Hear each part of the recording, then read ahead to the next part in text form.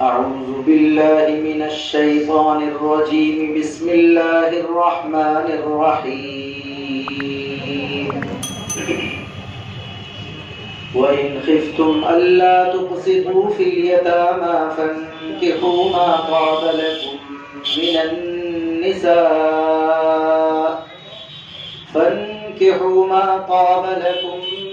النساء مثنى وثلاث ورباع فإن خفتم ألا تعدلوا فواحدة أو ما ملكت أيمانكم ذلك أدنى ألا تعولوا صدق الله العظيم.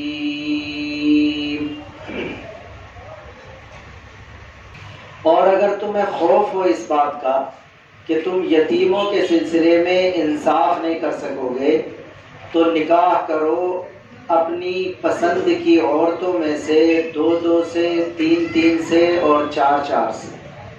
لیکن اگر اندیشہ ہو کہ تم ایک سے زیادہ بیویوں کے درمیان انصاف نہیں کر سکو گے تو صرف ایک سے نکاح کرو یا اپنی باندیوں سے ضرورت پوری کرو. یہ رویہ اس بات کے زیادہ قریب ہے کہ تم ظلم سے بچ جاؤ گے. صرف ایک آیت پڑھی ہے. پہلے ہم آیت کا سادہ سا مطلب بیان کر دیتے ہیں جو پچھلے ہفتے کے سبق سے ملا ہوا اور ٹچ ہے. ماقبل میں پچھلے ہفتے جو شروع کی آیات تھی ان میں یہ مضمون آیا تھا کہ اللہ تعالیٰ نے ایک تو عمومی ہدایت یہ کی تھی کہ تم سب انسان ایک ہی ماں باپ سے پیدا ہو، لہذا خیر خواہی کا جذبہ عمومی اعتبار سے ہر انسان کے ساتھ رکھنا چاہیے. پھر دوسری بات یہ بیان کی گئی تھی کہ خیر خواہی کی ذمہ داری میں ان لوگوں کا درجہ بڑھ جائے گا جن کے اندر 2 بنیادیں پائی جائیں گی. نمبر 1 بنیاد ہے رشتہ داری، یعنی انسانوں میں سے جس انسان کے ساتھ ہماری رشتہ داری جڑ جائے گی تو اس کے ساتھ خیر خواہی اور اس کے حق کی ادائیگی کی ذمہ داری ہم پر بڑھ جائے گی. اسی طرح دوسری چیز جس کی بنیاد پر ذمہ داریاں بڑھ جاتی ہیں وہ ہے غربت، کمزوری، سماج کا پچھڑا پن، جس کا عنوان ذکر کیا گیا تھا یتیم کے لفظ سے. چونکہ عام طور پر سماج کے اندر یتیم لوگ ضرورت مند اور محتاج ہوتے ہیں جن کا خیال رکھنا مزید زیادہ ضروری ہو جاتا ہے. یہ پچھلے سبق کا خلاصہ تھا. تو آج کی جو آیت ہے سب سے پہلے وہ اسی یتیم سے شروع ہو رہی ہے، اور جس ماحول میں یہ آیت نازل ہوئی ہے تھوڑا سا اس کے بیک گراؤنڈ پر نظر ڈالیے. ہوتا عربوں کے اور مکے کے مدینے کے سماج میں یہی تھا کہ جیسے میں نے پچھلے ہفتے ذکر کیا تھا کہ کئی مرتبہ ہم میں سے کسی کا اگر انتقال ہو جائے تو اس کی جو یتیم اولاد ہے وہ ہم میں سے کسی کی سرپرستی میں آ جاتی ہے. تو وہ سرپرستی میں جو آئے گا ہماری وہ لڑکے بھی ہو سکتے ہیں اور لڑکیاں بھی ہو سکتی ہیں. غور کر رہے ہیں نا جو مضمون بیان کر رہا ہوں آرام آرام سے. اگر وہ ہماری سرپرستی میں آنے والے یتیم وہ لڑکیاں ہوں تو کئی مرتبہ وہ ایسے بھی رشتے سے ہو سکتی ہیں کہ جن سے ہمارا نکاح کرنا جائز ہو.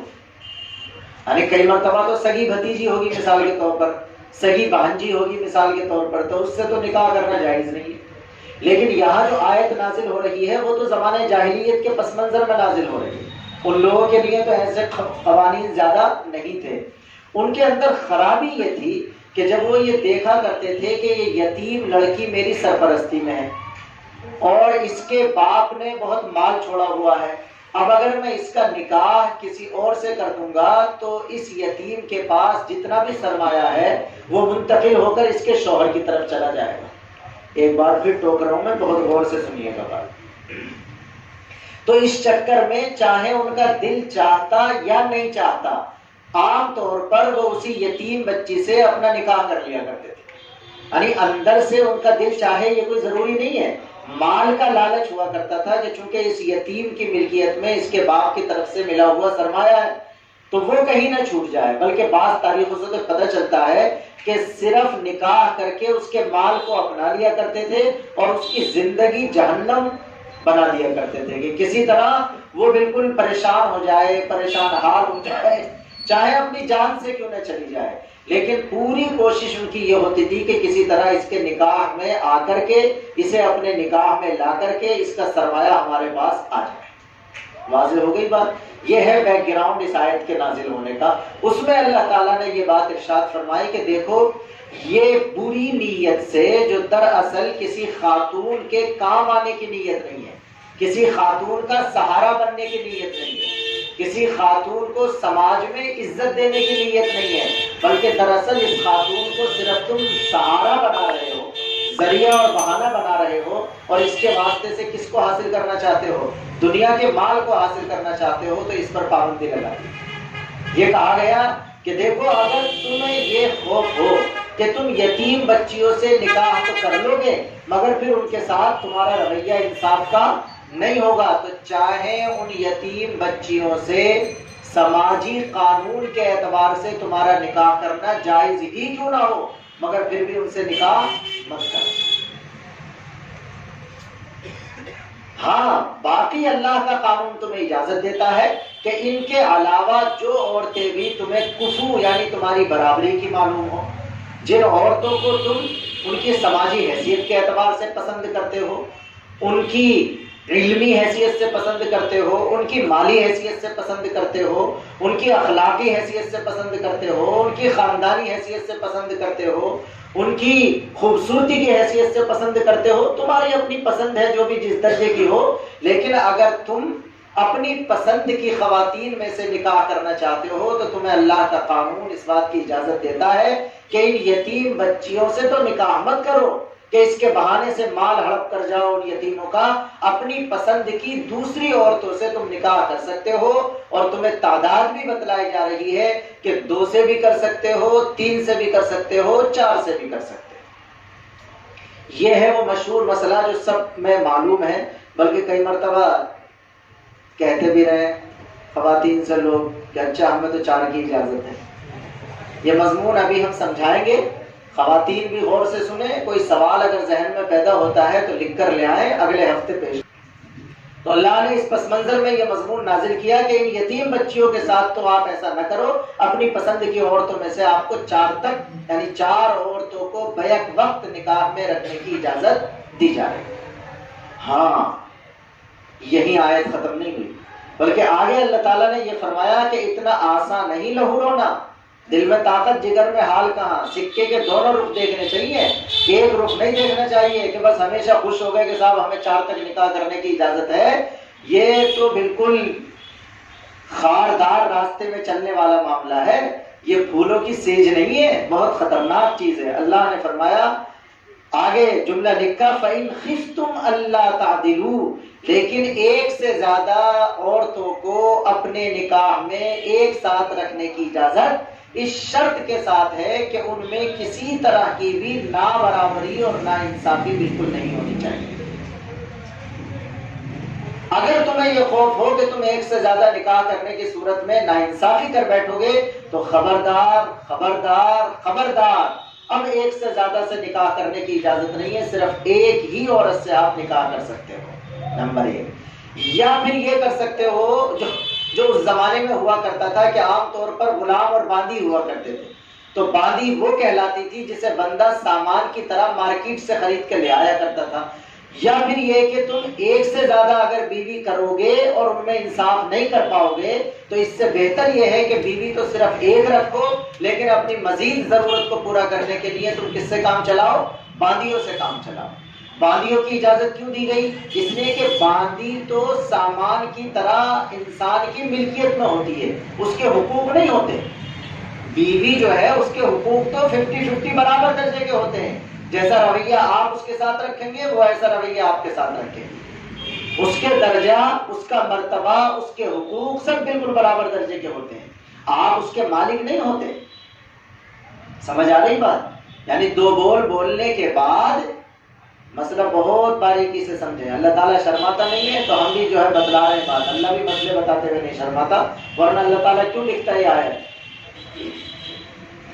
نکاح کرنے کے بعد ایسا نہیں ہے خدا نخواستہ کہ آپ خاتون کے مالک ہو جاتے ہیں، بلکہ آپ اس سے فائدہ اٹھانے کا صرف حق رکھتے ہیں۔ اس سے زیادہ کچھ نہیں ہو سکتا. جو اللہ کے قانون کے مطابق نکاح مکمل ہو جائے گا تو ایک دوسرے سے فائدہ اٹھانے کی اجازت ہو جائے گی. لیکن باندھی جو ہوتی ہے جسے آپ اپنا پیسہ خرچ کر کے سامان کی طرح مارکیٹ سے خرید کر لے آتے ہیں، تو چونکہ اس کے حقوق آزاد بیوی کی طرح نہیں ہوتے، اس وجہ سے آپ ایک بیوی کے علاوہ اگر باندھیوں سے کام چلانا چاہتے ہیں تو چلا لیں. آگے اللہ فرماتا ہے ذالک ادنی الا تعولوا، یہ والا رویہ اس بات کے زیادہ قریب ہے کہ تم پھر ناانصافی اور ظلم کرنے سے بچ جاؤ گے. اس لیے کہ اگر ایک سے زائد بیوی کرو گے اور پھر انصاف نہیں کر پاؤ گے تو یہ دنیا میں بھی تمہاری زندگی کے لیے اجیرن کی شکل بن جائے گی اور آخرت میں بھی تمہیں اس کی باقاعدہ سزا ملے گی. بہت خطرناک سزا ہے. میں دوبارہ سے ذکر کر رہا ہوں کہ بس فخر نہیں کرنا کہ اجازت ہے. اللہ کے نبی نے فرمایا کہ جس نے زندگی میں ایک سے زیادہ بیویوں کو اپنے نکاح میں رکھا اور پھر ان کے ساتھ برابری اور انصاف نہیں کیا تو وہ قیامت میں اس حال میں لوگوں کے سامنے آئے گا کہ اس کے جسم کا ایک حصہ فالج زدہ ہوگا، کام نہیں کر رہا ہوگا. یعنی جسم کا ایک حصہ اس کا اپاہج بن جائے گا، جو اس بات کی علامت بن جائے گا کہ لوگ دیکھ کر یہ محسوس کر لیں گے، فوراً پہچان ہو جائے گی کہ یہ وہ شخص ہے جس نے زندگی میں ایک سے زیادہ بیویوں کو اپنے نکاح میں رکھا لیکن پھر ان کے ساتھ انصاف کا معاملہ نہیں کیا. تو یہاں تو آپ چھپانے اپنے آپ کو، لیکن آخرت میں جانے کے بعد یہ چیز چھپی نہیں رہے گی. تو اللہ تعالیٰ کا قانون جو ہے اس کا کمال ہی یہ ہے کہ وہ ہماری نیچرل ضرورتوں کو سامنے رکھ کر قانون تو دیتا ہے لیکن اس کو چاروں طرف سے پابندیوں کے چوکھٹے میں بند کر دیتا ہے. ایسا نہیں ہے کہ کسی ایک طرف کو ڈھیلا چھوڑ دیا جائے. یہ ہے آج کی آیت جس کا سادہ سا مطلب ہم نے آپ کے سامنے بیان کر دیا. واضح ہو گئی بات؟ اب جو ہے یہ تھوڑا سا سمجھ لیں کہ آج کے دور میں عام طور پر یہ سمجھا جاتا ہے کہ یہ ایک سے زیادہ عورت سے نکاح کرنے کی جو مرد کو اجازت دی گئی ہے، ایک خیال تو یہ کیا جاتا ہے کہ شاید یہ قانون غیر معقول، غیر پسندیدہ اور غیر مناسب ہے. سننا ہے بھائی بزرگ. اور دوسری چیز یہ زیادہ شو کرنے کی کوشش کی جاتی ہے کہ شاید یہ قانون یا یہ رویہ یا یہ عمل صرف اسلام ہی کے اندر ہے. یعنی اسلام ہی کو گویا اس اعتبار سے قابل اعتراض ٹھہرایا جاتا ہے کہ صاحب اسلام نے ایک سے زیادہ عورتوں سے شادی کرنے کی کیا دے رکھی ہے؟ اجازت دے رکھی ہے. یہ دو بنیادیں ہیں، دونوں کا ہم 5 منٹ میں ذکر کرتے ہیں. نمبر ایک تو یہ سمجھنا چاہیے کہ دنیا کی تاریخ کا کوئی حصہ کسی مذہب کے نمائندوں یا کسی کمیونٹی کا ایسا نہیں ہے جس میں ہمیشہ سے ایک سے زیادہ عورتوں سے نکاح نہ ہوتا رہا. میں رک گیا تھوڑا سا. جس نے جس قوم کی تاریخ پڑھ رکھی ہے دوبارہ سے پڑھ لیں. انبیاء بنی اسرائیل کی جو تاریخ ہے، یعنی جو واقعتاً انبیاء ہیں، حضرت سلیمان ہے، حضرت داؤد ہے، یہ جتنے بھی انبیاء بنی اسرائیل کی تاریخ گزری ہے ان میں آپ ایک سے زیادہ بیویاں باقاعدہ ان کے نکاح میں پائیں گے. اور اگر اپنے ملک کی سطح پر اپنے ملک کے دوسرے مذہب کے نمائندوں کی زندگی کا آپ مطالعہ کرنا چاہتے ہیں تو آپ کو مل جائے گا. رام چندر جی 3 بھیا تھے اور تینوں کی امی الگ الگ تھی. راجا دشرتھ جی کے جو تینوں بھائی ہوئے وہ رام چندر جی، لکشمن جی اور بھرت جی، ان تینوں کی جو ماں ہے وہ باقاعدہ الگ الگ. تو کم سے کم 3 تو ان کی بھی بیویاں ہو گئی. اس کے علاوہ شری کرشن جی کے بارے میں تو مستند ترین روایت ہے کہ ان کی 8 بیویاں تھیں. بلکہ اگر اور کمزور روایتوں کو اور تاریخی کی باتوں کو شامل کر لیا جائے تو ان کی بیویوں کی تعداد کا تو تاریخ میں کوئی شمار ہی نہیں آیا.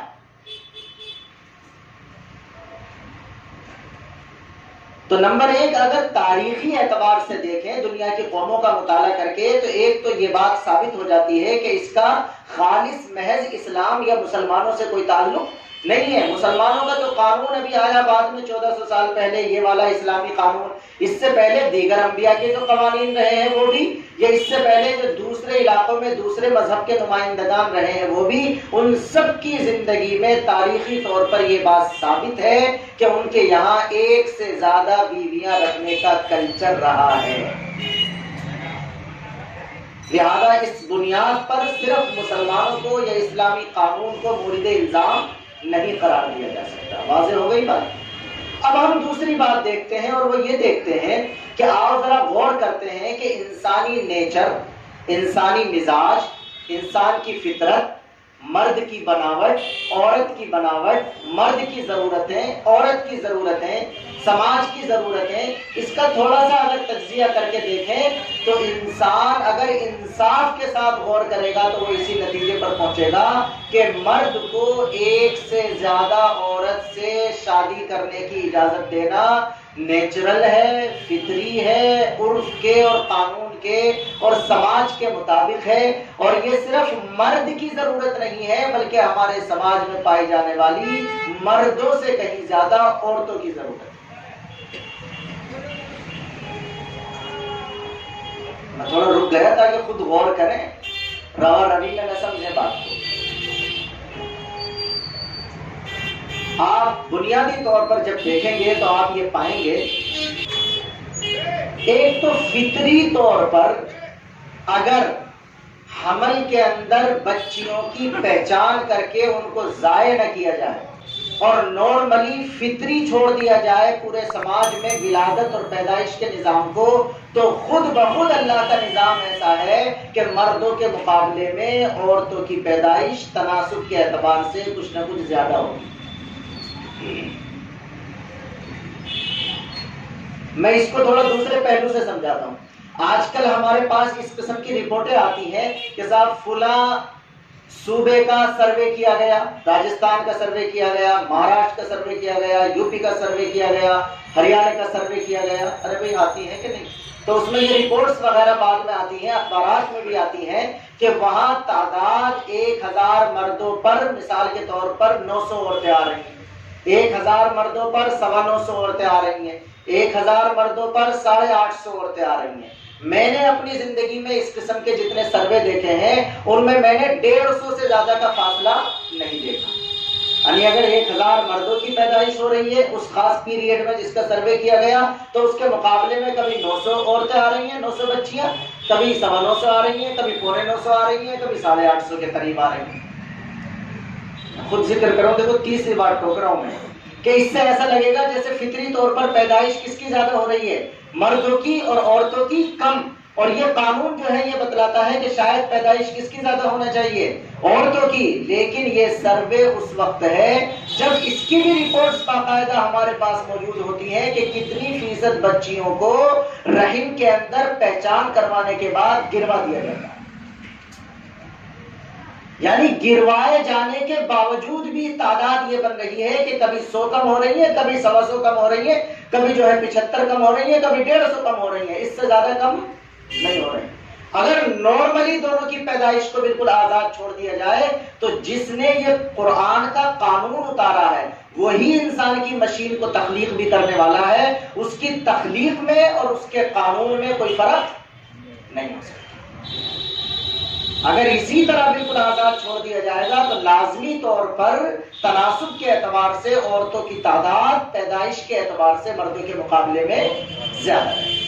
تو ایک تو وجہ مرد کو کئی عورت سے شادی کرنے کی اجازت دینے کی یہ ہے کہ فطری طور پر بھی عورتوں کی تعداد مرد کے مقابلے میں زیادہ ہے۔ نمبر 2، یہ تعداد کا فرق فطری تو ہوتا ہی ہوتا ہے، اگر فطری نہ بھی ہو تو حادثاتی اور اتفاقی پھر بھی زیادہ ہو جاتا ہے۔ میں سمجھا پا رہا ہوں؟ اگر فطری نہ بھی ہو تب بھی حادثاتی اور اتفاقی زیادہ ہو جاتا ہے۔ مختلف قسم کے جو کام ہیں زندگی میں مردوں کے اور عورتوں کے، تو چاہے ویمنز کتنی ہی ورکنگ بن جائیں، کتنا ہی فیلڈ ورکنگ میں آ جائیں، لیکن اس کے باوجود تناسب کے اعتبار سے باہر کے کام، مشقتوں کے کام، محنت مزدوری کے کام، سفر کے زیادہ ضرورتیں، سرحدوں کی حفاظت کی زیادہ ضرورتیں، سیلاب والوں کی حفاظت کی زیادہ ضرورتیں، طوفان میں کام کرنے والوں کی زیادہ ضرورتیں، مختلف مسائل میں خدمت کرنے والوں کی زیادہ ضرورتیں، یہ خواتین سے وابستہ نہیں ہے بلکہ کس سے وابستہ ہوتی ہیں؟ مردوں سے وابستہ ہوتی ہیں۔ لہذا حادثات میں بھی، ضرورتوں میں بھی جتنی تعداد انتقال کے اعتبار سے مردوں کی کم ہوتی ہے اتنی عورتوں کی کم نہیں۔ تو فطری اعتبار سے بھی عورتوں کی تعداد زیادہ ہوتی ہے سماج میں اگر پیدائش کو آزاد چھوڑ دیا جائے، اور حادثاتی اور اتفاقی اعتبار سے بھی سماج کے اندر دی اینڈ نتیجہ یہی نکلتا ہے کہ کس کی تعداد زیادہ نظر آنے لگتی ہے؟ عورتوں کی تعداد نسبتاً زیادہ نظر آنے لگتی ہے۔ چنانچہ یہ دونوں باتوں پر اگر آپ غور کریں گے تو آپ کو اندازہ ہوگا کہ اللہ تعالیٰ کا یہ قانون خواتین کو سہارا دینے کے اعتبار سے مردوں کے مقابلے میں خواتین کی کہیں زیادہ ضرورت بن گیا ہے۔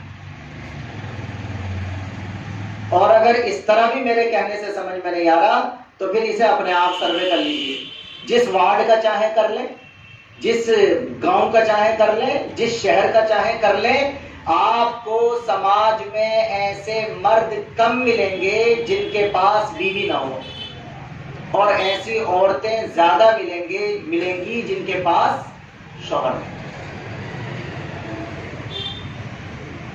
مائیں بہنیں خوب غور کریں جو کہہ رہا ہوں، جو بھی سوال کرنا ہو اجازت ہے کر لیں، بعد میں لکھ کر بھیج دیں۔ یہ اللہ کا قانون ہے، اس کا مطلب یہ نہیں ہے کہ لازم ہے 4 سے نکاح کرنا، وہ میں بتا چکا ہوں۔ اس کے لیے شرطیں بہت خطرناک ہیں، وہ عام طور پر ضرورت بھی پیش نہیں آئے گی اس کی، لیکن جہاں تک اپنے عقیدے کو درست رکھنا ہے تو وہ اسلامی قانون کے اعتبار سے اپنے عقیدے کو کیا رکھنا چاہیے؟ درست رکھنا چاہیے۔ میں تو کبھی کبھی دیتا ہوں یہ مضمون بیان کرتے ہوئے خواتین سے کہ جناب یہ ویسے تو عورتیں لڑتی ہیں انصاف کے لیے کہ برابری نہیں ہو رہی، لیکن اس میں وہ نابرابری پر راضی ہو رہی ہیں کہ سماج نے ایسا جگڑ دیا ہے کہ جب کسی مرد کی بیوی کا انتقال ہوتا ہے تو وہ تو اگلے مہینے 2 مہینے میں دوسرا نکاح کر لیتا، اسے تو کوئی برا نہیں کہتا، اسے پھر ولیمہ کھا رہے ہوتے ہیں لوگ، اسے مبارکباد دے رہے ہوتے ہیں لوگ، خوشی کا اظہار کر رہے ہوتے ہیں لوگ۔ یہی اجازت خاتون کو کیوں نہیں دی جاتی؟ خاتون کی صورتحال یہ ہے کہ اگر اس کے شوہر کا انتقال ہو جاتا ہے تو اگر وہ اپنی عمر کے اعتبار سے اس درجے بھی ہوتی ہے کہ اسے شوہر کی فوری ضرورت ہے، تب بھی سماج نے اس کو ایسا پابند بنا دیا ہے کہ وہ اپنی شرم اور حیا کے مارے اپنی ضرورت کا اپنے خاص لوگوں کے سامنے بھی اظہار نہیں کر سکتی۔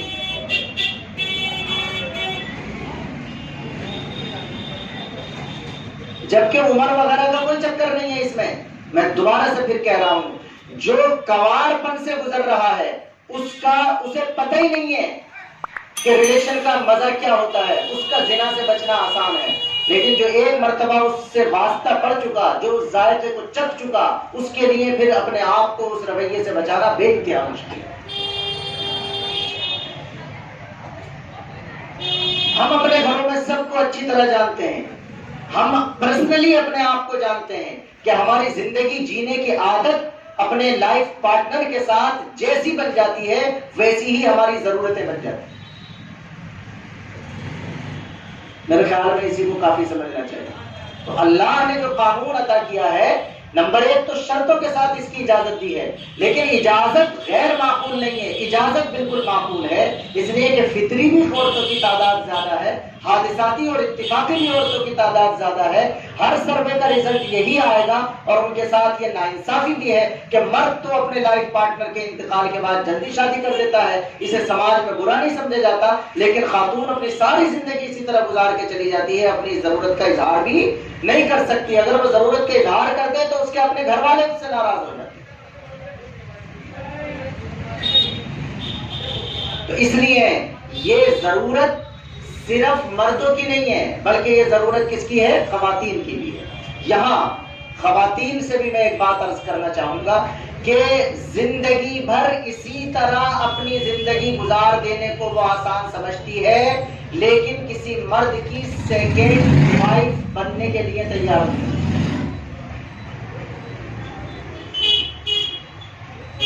یعنی اگر ہم تھوڑا سا یہ کوشش کریں کہ مرد تیار ہے کہ بھئی ایک ضرورت مند خاتون ہے، اس کے شوہر کا انتقال ہو گیا، اسے ہم یہ چیز فراہم کر دیتے ہیں، اس سے نکاح کر لیتے ہیں، جن کو اللہ تعالیٰ نے جیب کی وسعت دی ہوئی ہو، جن کو اللہ تعالیٰ نے یہ اتنا سرمایہ دیا ہو کہ وہ ایک سے زیادہ بیویوں کی ضرورت کو پورا کر سکیں۔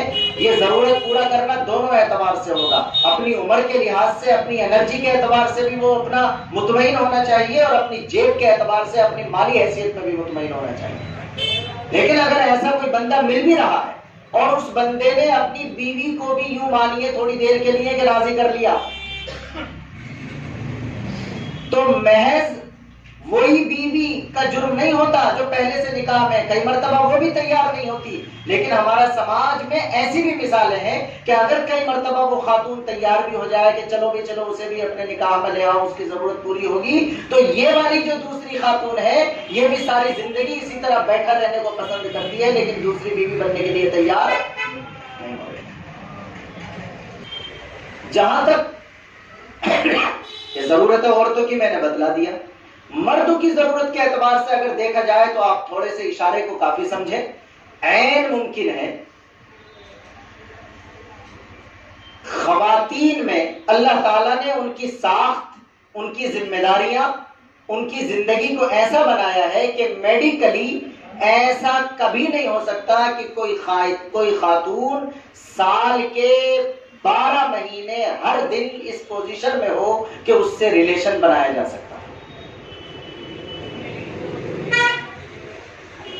یہ نیچرل ہے، ہر مہینے اس کے لیے ایک پیریڈ آئے گا جس میں سیکسول ضرورت پوری نہیں کی جا سکتی۔ پھر اللہ کے نظام کے تحت جب اس کی مشین بزی ہو جائے گی، استقرار حمل ہو جائے گا، تب بھی شروع میں ضرورت پوری ہوگی، لیکن وقت گزرنے کے ساتھ طبی اعتبار سے یہ پابندیاں آ جائیں گی کہ آپ اس سے اب اپنی ضرورت کو پورا کریں گے تو آئندہ کے لیے مشکلات ہو سکتی ہیں۔ پھر ولادت کا ٹائم آئے گا، تب ایک لمبا زمانہ ایسا آئے گا کہ آپ اس سے اپنی ضرورت کو پورا نہیں کر سکتے۔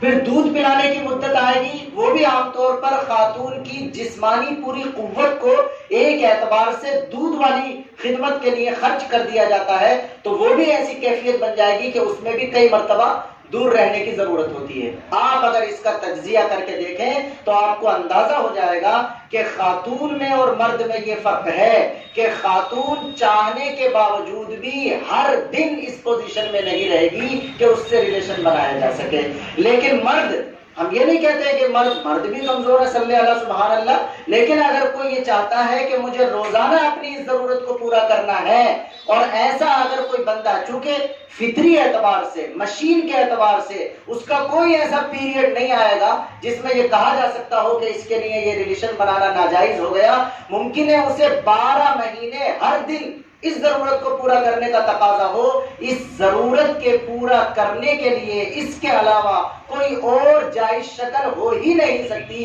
کہ اسے ایک سے زیادہ بیوی کو اپنے نکاح میں رکھنے کی کہہ دی جائے اجازت۔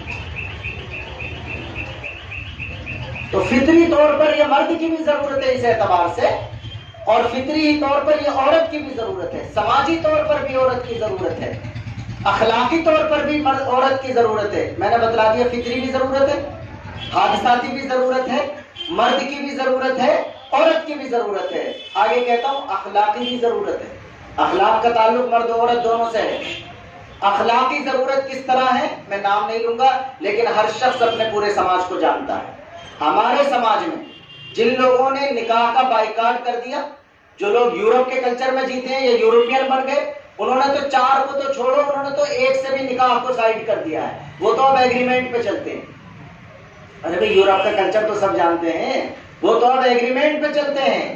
کوئی مرد کسی خاتون سے کہتا ہے کہ مجھے آپ سے ایک بچہ چاہیے، آپ اس کے لیے راضی ہو جائیے۔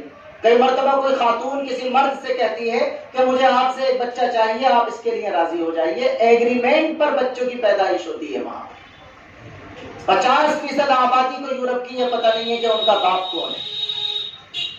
بڑا ہونے کے بعد بچہ اپنی ماں سے کہتا ہے کہ میرا ابا کون ہے، تو ماں کہتی ہے کہ بیٹا جب تم پیدا ہوئے تھے تو میں فلاں فلاں فلاں کے ساتھ ریلیشن میں تھی، تمہارے ڈی این اے ٹیسٹ سے پتہ چلے گا کہ تمہارے ابا کون ہے۔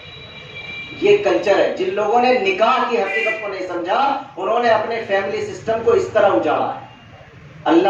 اللہ تعالی ہم سب کو اسلامی قانون کو سمجھنے کی توفیق عطا فرمائے اور اس میں 100% یقین رکھنے کی توفیق عطا فرمائے۔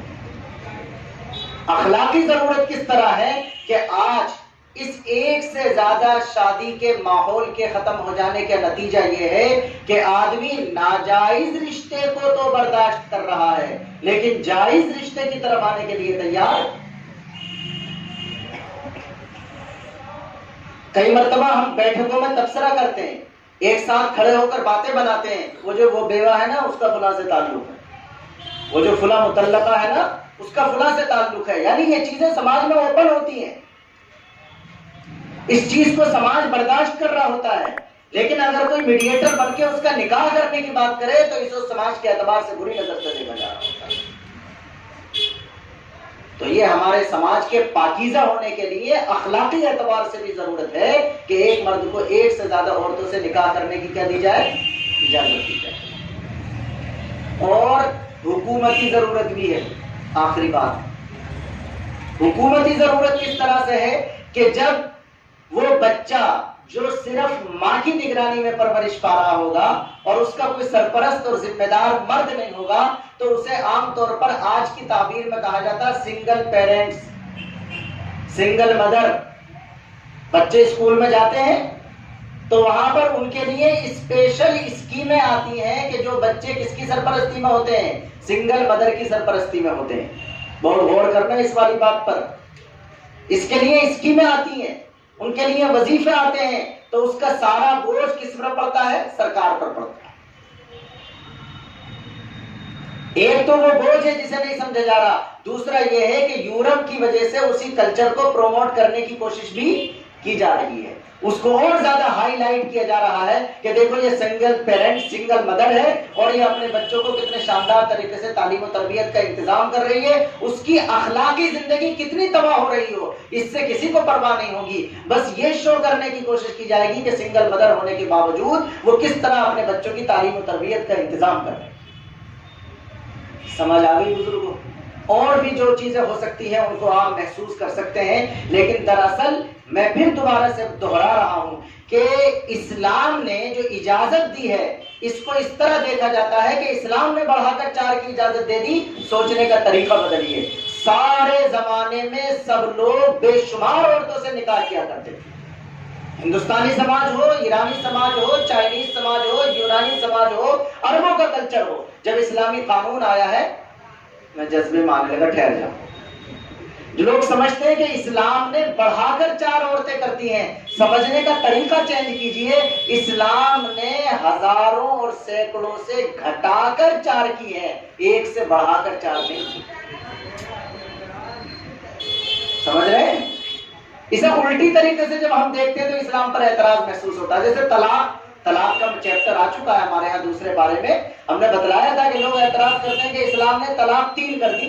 ارے بھائی جب اسلام کا قانون طلاق آیا تو طلاق بھی سینکڑوں دی جاتی تھی، وہاں بھی سوچنے کا طریقہ بدل گیا۔ لوگ سمجھتے ہیں کہ اسلام نے طلاق 1 سے بڑھا کر 3 کر دی، یہ 3 1 سے بڑھا کر نہیں کی ہے بلکہ سینکڑوں سے گھٹا کر 3 پر لا کر چھوڑا۔ ایسے نکاح میں بھی 1 سے بڑھا کر 4 نہیں کی ہے بلکہ ہزاروں اور سینکڑوں سے گھٹا کر کہاں لا کر کے روک دیا، 4 پر لا کر کے روک دیا۔ عام طور پر یہ جو میں نے ایک ترتیب آپ کے سامنے رکھی تھی کہ اگر کسی کو پورے سال اپنی ضرورت پوری کرنے کا تقاضا ہو تو اس کی ضرورت پوری ہو جاتی ہے، نارملی تجربہ یہ کہتا ہے 4 بیویوں سے۔ یعنی اگر کسی کے پاس 4 بیویاں ہیں اور وہ سال بھر ہر دن اپنی ضرورت کو پورا کرنا چاہے تو اس پوزیشن میں بھی اس کی ضرورت پوری ہو جائے گی کہ ایک ترتیب کے اعتبار سے حمل سے گزرے گی، آگے بڑھے گی، ولادت سے گزرے گی، دودھ پلانے سے گزرے گی، ایسا سائیکلک سسٹم ہوگا کہ 4 بیویوں سے محض اس کی سال بھر کی ضرورت کیا ہو سکتی ہے، پوری ہو سکتی ہے۔ یہ ہے کمال قرآن کے قانون کا کہ اس نے 1 سے زیادہ اجازت بھی دی اور وہ بھی 4 کی دی۔ جیسے 1 سے زیادہ ضرورت کی اجازت دینا یہ عقل کے مطابق ہے، ویسے ہی صرف 4 کو پابند کر دینا یہ بھی عقل کے بالکل مطابق ہے۔ نہ 3 پوری طرح درست ہے، نہ 5 پوری طرح درست ہے، پوری طرح تجرباتی اعتبار سے درستگی پیش آ جائے گی محض کتنی عورتوں سے، 4۔ اس سے زیادہ اور لوجیکلی، اس سے زیادہ فلسفیانہ، اس سے زیادہ سائنٹیفک، اس سے زیادہ شاندار، اس سے زیادہ فطری، اس سے زیادہ نیچرل اور دنیا کا کوئی قانون ہو تو ہم بھی اسی دنیا میں جیتے 2022 میں کوئی ہمیں لا کر کے سمجھائے۔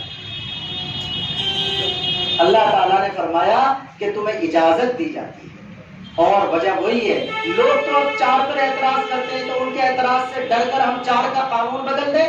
لوگ تو اب محض نکاح پر بھی اعتراض کر رہے ہیں، میں نے ذکر کیا نا، محض نکاح کو بھی برا سمجھ رہے ہیں، نکاح کے کلچر کو کم کیا جا رہا ہے، زنا کے کلچر کو بڑھانے کی کوشش کی جا رہی ہے۔ چنانچہ آپ دیکھ لیجئے کیسے کیسے قانون پاس ہو گئے۔ نہیں، اللہ ارشاد فرماتا ہے اور اگر تمہیں خوف ہو اس بات کا کہ تم یتیموں کے بارے میں انصاف نہیں کر سکو گے تو پھر نکاح کرو اپنی پسند کی عورتوں میں سے 2 سے 3 سے اور 4 سے. لیکن اگر اندیشہ ہو اس بات کا کہ ایک سے زیادہ بیوی ہونے کی صورت میں ان کے درمیان انصاف اور برابری نہیں کر سکو گے تو صرف ایک ہی سے نکاح کرنے کی اجازت ہے، یا یہ کہ تم اپنی باندیوں سے فائدہ اٹھاؤ. یہ رویہ اس بات کے زیادہ قریب ہے کہ تم ناانصافی اور ظلم سے بچ جاؤ گے. اللہ تبارک و تعالی ہم سب کو اپنا قرآنی قانون سمجھنے کی اور اس پر پوری طرح یقین کرنے کی توفیق عطا فرمائے. وآخر دعوانا الحمدللہ رب العالمین.